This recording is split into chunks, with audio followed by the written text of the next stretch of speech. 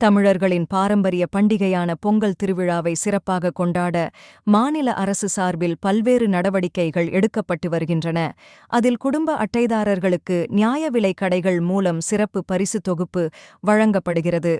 இதில் 1 கிலோ அரிசி, சர்க்கரை, கரும்பு மற்றும் வேட்டி, சேலை உள்ளிட்டவை வழங்கப்படும். கடந்த சில ஆண்டுகளுக்கு முன்பு 14 வகையான பொருட்கள் பரிசு தொகுப்பில் வழங்கப்பட்ட நிலையில் தரம் குறித்த சர்ச்சையால் எண்ணிக்கை குறைக்கப்பட்டது. வருகின்ற 2026 ஆண்டு சட்டமன்றத் தேர்தல் ஏற்பாடுகள் தொடர்பாக குறித்து தமிழக அரசு வருகிற ஜனவரி 2026 ஆண்டு பொங்கல் பண்டிகை முன்னிட்டு சட்டமன்றத் தேர்தலுக்கு முன்பாக வருகிறது. எனவே பெரும் எதிர்பார்ப்பு ஏற்பட்டுள்ளது.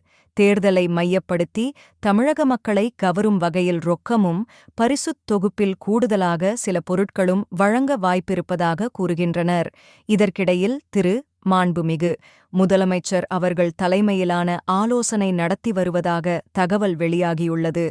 வரவிருக்கும் பொங்கல் பண்டிகையை ஒட்டி பரிசுத் தொகுப்பு மற்றும் ரொக்கத் தொகை வழங்குவது தொடர்பாக தமிழக அரசு ஆலோசனை நடத்தி வருவதாக தகவல் வெளியாகியுள்ளது.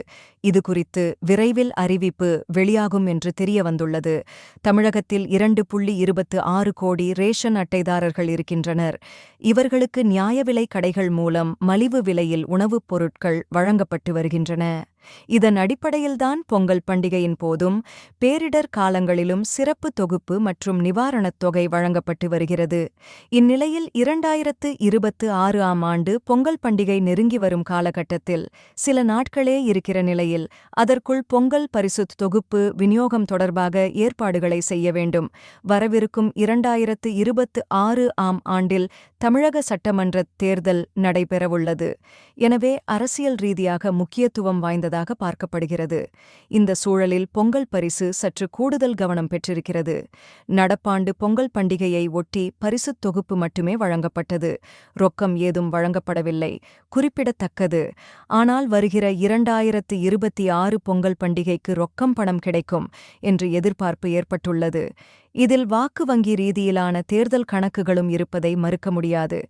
இதற்கிடையில் ரேஷன் அட்டைதாரர்களுக்கு பொங்கல் பரிசாக எவ்வளவு ரொக்கத் தொகை வழங்கப்படும் என்ற கேள்வி எழுந்துள்ளது.